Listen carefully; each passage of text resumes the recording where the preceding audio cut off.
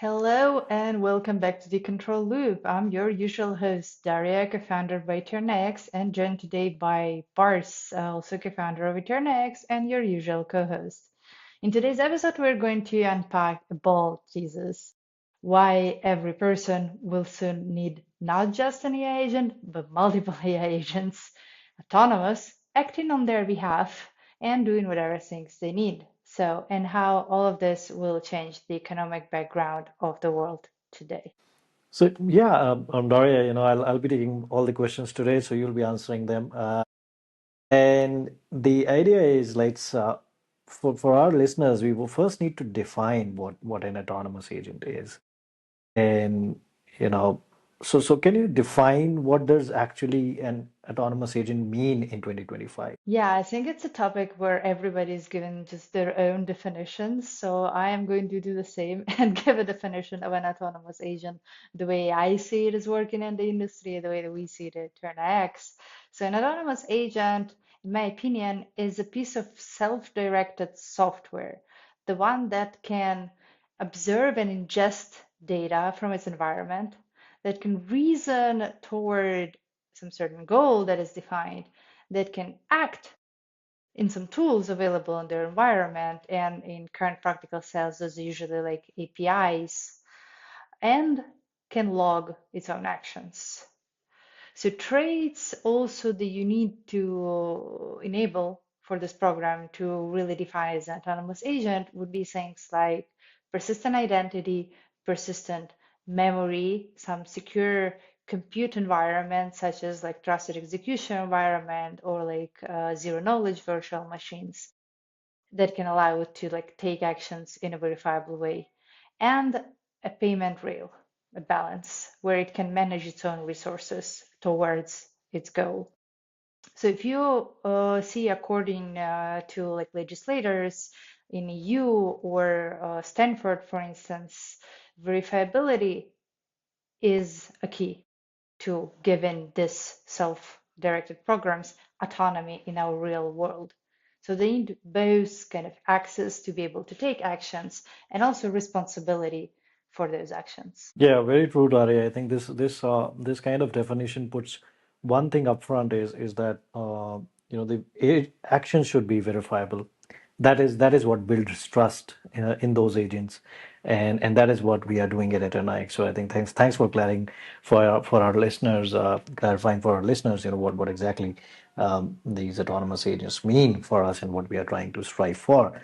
The second question that comes a lot is why we can't just run a single general purpose AI agent, and what is the need of thousands or billions of agents that are being projected by the different industry standards and stuff like that. So why do we actually need so many agents, Daria? I think the idea of like a single agent stems from the way that we perceive ourselves as humans. We are one person, one general brain that does many very different things. But if you kind of zoom out and scale out, to actually get something done, like a company or a startup, you need multiple humans that do different things, and they have different experience in different things. So if you want to really achieve the scale and resilience of like the modern world on the scale of the internet for all these autonomous agents, intelligence requires both modularity for resilience. Just general purpose LLMs and general purpose agents, we have seen they often like struggle to both maintain context across like different domains, be it like finance or health or like travel, and brutal with their reasoning, and they get overloaded and confused. And we have practically seen that like having specialized both like pre-trained LLMs or giving them in-context knowledge has improved their capability a lot. So for example, there was a benchmark run by Stanford's Center for Research that demonstrated that multi-agent systems, and let me get out a number, can outperform monolithic agents by like 25 to 35% on complex tasks, which is like, I think shows that this is the way at least to go for now until we achieve singularity. Then a second point to that is also that from a safety standpoint, if you isolate capabilities across agents, it also improves like fault tolerance, very common in like decentralized systems.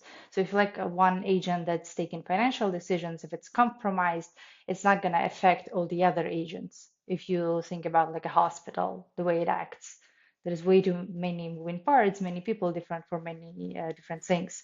So agents in this context would be like containerized services and cloud computing, for instance, like they're modular, they're auditable, they are more of them than you may need in a very minimal case, and it is more secure that way too. This is a design pattern that is being used in the industry for enterprise agents right now for stacks like NEC Labs, for open agents, and I think that's what we're going to see developing. I completely agree with this point, Arya, and this is forming the basis, I guess, of Gartner's report, which is saying that we can have 40 billion, autonomous agents by 2030. So 40 billion is a huge number in terms of the per user base number of agents that we can consider. And I think the idea also stems from, if we can take a hint from the biology itself, like our brain also has separate sections for emotions, separate sections for memory and cognition and stuff like that. So we stimulate different portions of our brain, and I think that's also much more and brain is much more efficient. I was reading, I think it takes 12 watts just of power to generate whatever what we are doing. However, our GPUs right now are taking tons and loads of billions of watts of our power for the same Yep. things. So I think that says a lot, and thanks for clarifying that, Daria. The next question would be, what do you think a real agent stack would look like, somewhere in 2026 for a normal person? What it would look like? Uh, Yeah, I mean, it would certainly be different depending on like your use case. But if we just take like whatever and like an average person may want to do on the internet with this like self-guided programs, we could think about like a handful of agents per person for now. One of them would be like your financial advisor that's like allocating your salary towards some yield, rebalances, taking care of the bills, knows which dates you pay certain bills, knows, makes sure you enough have liquidity for those dates available to actually quick take care of that, maybe bills, submits invoices for the work you do and all of that, and takes like that financial part, rebalances it, and does investments.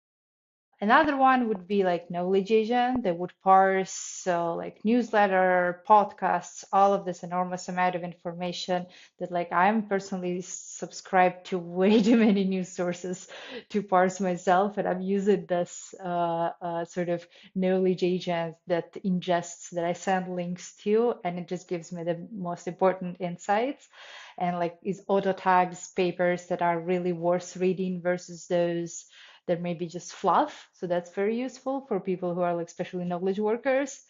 Another was number three agent that we could think about would be like a reputational personal brand marketing agent that would manage your public repository of your work. You can say like proof of work, your LinkedIn, your X presence, your maybe history of work, CV, curriculum, and manage that.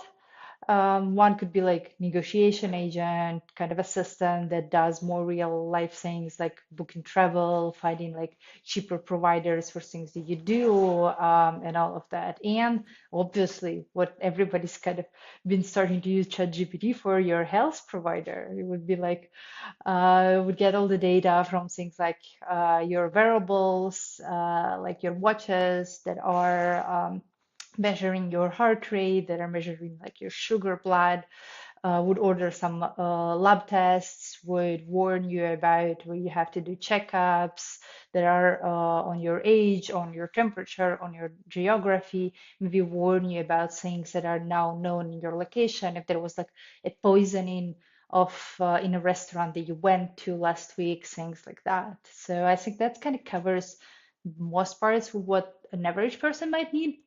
But then you obviously can have more based on like what your actual interests are. And we've seen like a few projects gravitating towards this sort of architecture would be like hypercycle, open agents, and all the other things. True, Larry. I think my version of in my mind, when Iron Man came back in those days, as a kid, I have always thought, agent is something like, going to be Jarvis. But now from what you are trying to explain is trying to get is that I will have, not one agent, not one Jarvis, but I'll at least have, as a common Joe, I'll be having at least five different agents for myself, and those will have, they would be separated from there would be some privacy walls between them, and the idea is that if one is not active, or is probably malicious, those the other things should not get affected because of that. So this makes a lot of sense. Yep. Thanks for that, Daria. I think so. I'll cover the next question, which is, what infrastructure does, EternaX basically provide for these agents to be reliable and safe? Yeah, I mean, EternaX provides more kind of a general infrastructure for an autonomous agent that can run on chain, and it provides all the basic things that you are going to need for an autonomous self-guiding program to actually be autonomous and self-guiding. So those are things that I've kind of already listed and that we have also been discussing. So far, this is deterministic memory, the memory that you can rely on, that is going to be stored and not lost. So you can always retrieve and use it as, a history for any new actions your agent is going to take. That is stored in the context nodes for long-term memory, and it is encrypted and addressable per agent. Now, also very important, composable identity. So every agents are spawned, kind of derived from your main key, similar to like derived keys right now in the wallets. And they are like their permissions are revocable. They are only limited to use certain amount of resources that you permit them to use, and all of that, giving you all control of your agents. And these agents are going to need to have access to balance, and then be now smart contracts. They can manage their own resources, you say, and pay for their own compute. So we achieve that via AIC token, which we call AI credits. It's kind of like pay as you go model that ensures that if your agent is idle and not doing anything, you're not paying for it, obviously. It's kind of like gas abstraction, where it's not also connected to the fluctuating price of a token. It's more stable on the price of compute, which allows you to have more granular forecast into what actually costs of running the systems of agents are. It is the design of EternaX so far is influenced by, you know, many projects in the space and many research papers that myself and Chen, that you've heard in the last episode, have read and studied. There is like Fetch AI, there is Oasis, there is like UC Berkeley works, UBC works. Ideally, we're going to list all of them in our upcoming white paper, but for now in the draft, there is few of them linked. I'm sure. I think this is I think what you're trying to provide here is that there is one, you provide your verifiability, and then there is predictability in terms of the AI cost. So the agents, there is some sense that if the agent is not active, it's not spending money, which is good. So pay as you go is something which is very much wanted in the times of AI right now.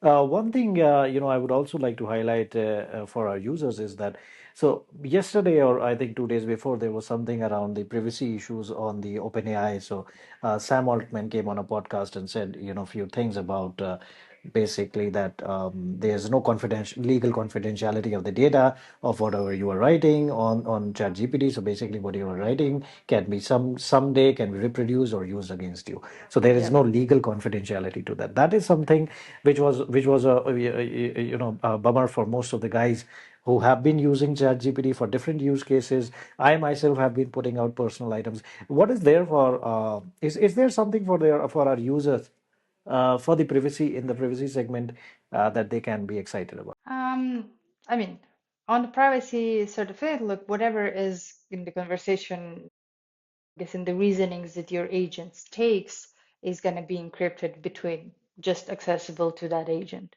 So it's going to be, of course, stored on the context node, but not us as a protocol or as a company or anybody else can actually have access to that. We're actually going to have to need legal advice on this, and we're going to have legal experts into a like, are you going to be required to provide keys for some specific sense?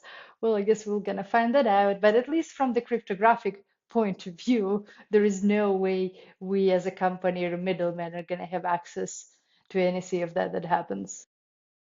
Yeah, and I guess, by the TE compute that is a core feature of ours. Neither the models will ever learn what is your personal Yes, personal thoughts and your personal true. data. So I think, And none of the yeah. node providers either. Yeah. Yeah, yeah. So I guess at our end, it's completely clear that at EternaX, we will never have access to your private data. We will never have access to your personal thoughts. We will never have access to your enterprise data. So that is one thing that is priority for us at EternaX, and that's Yeah. something that we stand by. Yeah. Uh, There is enough the cryptography to actually make sure that that is true, including yeah, trusted yeah, execution environments yeah, and yeah, encryption and all of that end to yeah. end. That's actually where cryptography comes in. That's where it shows its value in the space today. Yeah. So what does a monetization model look like, Daria, for us in this case? When so many people are running so many agents. So there's multiple layers to that. So we could call it as a new thing like agent as a service, for instance. So if you're a builder that deploys like some specialized agent, users can pay it for service. They can rent it, they can kind of stake with it as well and take part in its success. And so revenue from that will flow into the main token of the chain, ETX, via staking and via AI credits usage for compute. So both of that. It's kind of like AWS credits sort of system that you spend on compute, but like for autonomous cognition. So, for instance, according to the report by VanEck, the protocol revenues can reach more than 300 billion in the next 5 years. And other researchers show that agent economy is going to grow up to 22 trillion, not billion, trillion. So even if we take just a tiny fee out of all the services as a protocol, let's say the common 2%, then it's basically 500 billion opportunity for us. True. I think those are the big numbers, which is attracting a lot of players in the space today. And we are some of the early birds in the space, and we started on, like I kind of still and but I still remember, we started early on discussing, okay, this is going to be big. At that time, Yeah. the number was like we were looking at $22 trillion service market, and $2 trillion software market. And the idea was that, if we combine all this, and this is going to be, agentic over the future, so the entire market would be, somewhere around that range, which is Well, clearly yeah, what is agents are being already eating the yeah. software. Yeah, yeah, yeah. So the agents are actually truly eating the software. So, but with Daria, with this thing, I think a lot of things that and a lot of enterprises have these questions is that there is as more agents increase, there is a larger attack surface for them. And what would be your take on this particular problem? Um, so I would say that we are actually much better positioned than most of the agents that are being run today, like kind of Web2 style, because by the virtue of the platform protocol itself being a blockchain consensus protocol, it provides a lot more safety rails for an agent because uh, one is the actions that it can do have to be correct and verifiable and executable by the laws like of the blockchain protocol and of the virtual machine. So there can never be like partial states or like partial failures, which if you used agents, you know that they, if they're doing many actions, they can fail somewhere in the middle and leave you with garbage. That is just not possible on blockchain because it either succeeds or it reverts.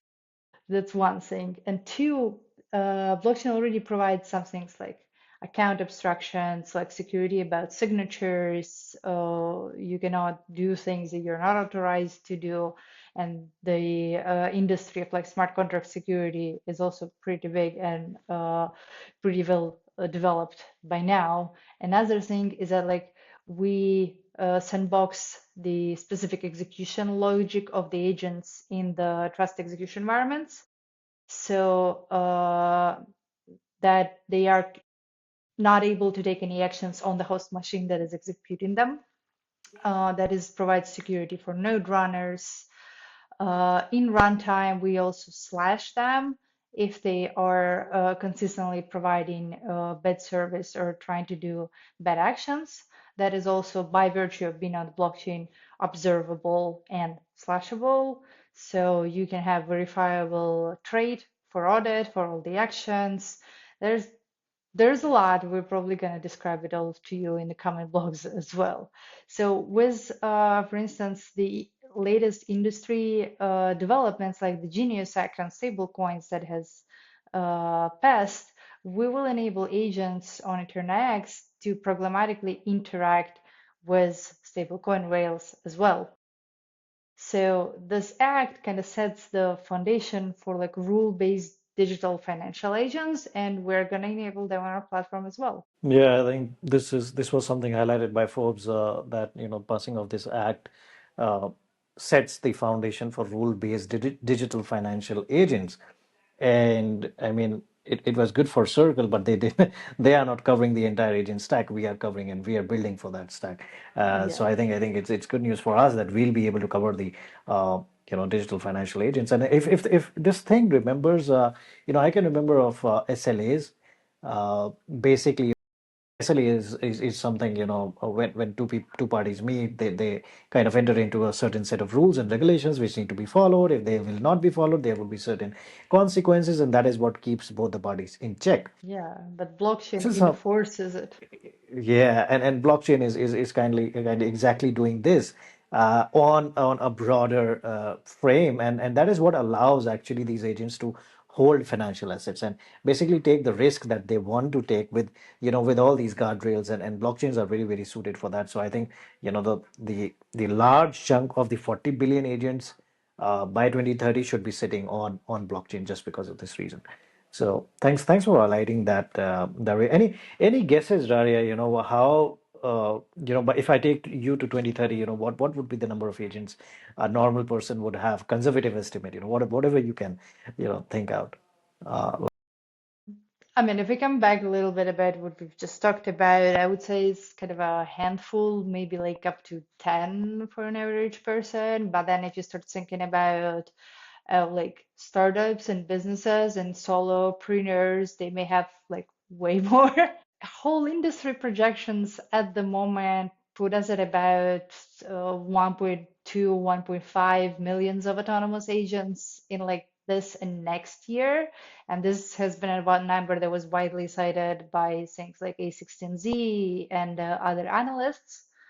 Like Gartner will instead give us a very big kind of number. They have forecasted like 40 billion agents by 2030. So if you could just take that point of like 1 million this year and 40 billion in 5 years, you can kind of imagine the growth that's basically exponentially counts it up. And it's like way larger than our population. So if you like kind of consider our population being like 8 billion, that's like about five per person.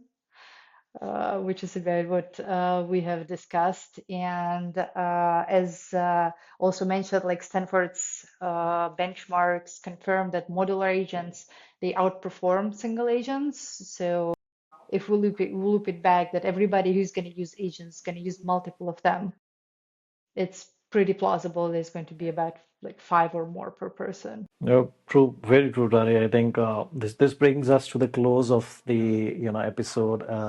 We have a lineup of different legal setups for the agents that is going to come in within the coming weeks. In this episode, what we have tried to cover basically is basic concept of about what is autonomous agent. So we have tried to define that. Then what are basically kind of why there would be more than one agent per person? What is the need of even 40 billion agents by 2030? Five every person has five plus agents for himself. So that's what we have tried to cover, and then what EternaX kinds of brings for this ecosystem. So thanks a lot everybody for listening to this podcast. And any last thoughts, Daria, from your end? Yeah, I think we've covered pretty much today why would like a person gonna need to use autonomous agents. But I guess in the next episodes, I would want to like to take us all even a step farther and just think about like autonomous digital entities that are completely self-managed, which is also something that we enable on our chain. So it's going to be very exciting to talk about. Thank you all for listening. Thank you. Yep, thank you and see you in the next episode.